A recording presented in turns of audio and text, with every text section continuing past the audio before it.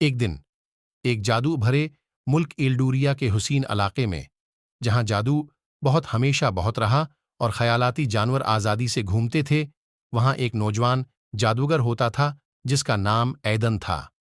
ایدن یتیم تھا جسے ایلڈوریا آرکین آرٹس کے دروازے پر پیدا ہوتے ہی مل گیا تھا۔ ایک دن اسکول کے دانا وزیر، ایک بڑے عقلمند جادوگر جو ماسٹر ایلڈور کہلاتا تھا، اسے اپنے ساتھ لے لیا اور اندھیری عصر اور رازیں بھرے مصنوعاتوں کے درمیان اٹھایا۔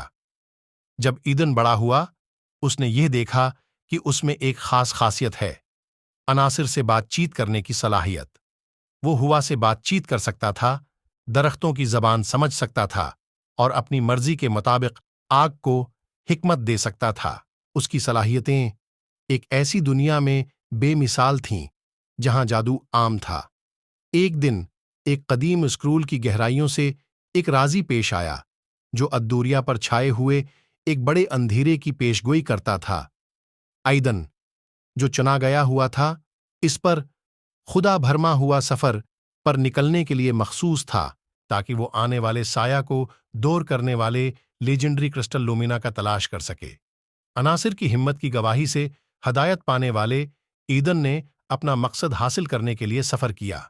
اس کا سفر اسے گہرے جنگلوں سے گزرنا پڑا جہاں درخت ہزاروں سال پرانے رازوں کو چھپاتے تھے۔ بڑی صحراؤں سے جہاں ہوا خواب بھولے ہوئے بادشاہوں کی کہانیاں لے آتی تھیں، اور گہرے غاروں سے جہاں زمین ہی رازی راستے آزاد کرتی تھی۔ سفر کے دوران ایدن نے ایک غیر متوقع ہمراہ، ایک چالباز پانی کی پری سیرافینا، ایک عقلمند اور قدیم افنکس اگنیس اور ایک دھٹائی ٹہوس پتھر کا جنوں گروم سے ملا۔ انہوں نے مل کر ایک ناتوتلا یاری بنائی، ہر ایک نے اپنی خاصیت سے مشکلات کو حل کرنے میں اپنا حصہ دیا، اور گہرے غاروں سے جہاں زمین ہی رازی راستے آزاد کرتی تھی۔ سفر کے دوران ایدن نے ایک غیر متوقع ہمراہ، ایک چالباز پانی کی پری سیرافینا، ایک عقلمند اور قدیم افنکس اگنیس اور ایک دھٹائی ٹہوس پتھر کا جنوں گروم سے ملا۔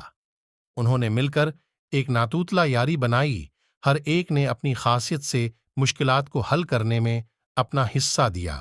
جب گروا خطرناک بلیکنڈ پیکس کے قریب پہنچا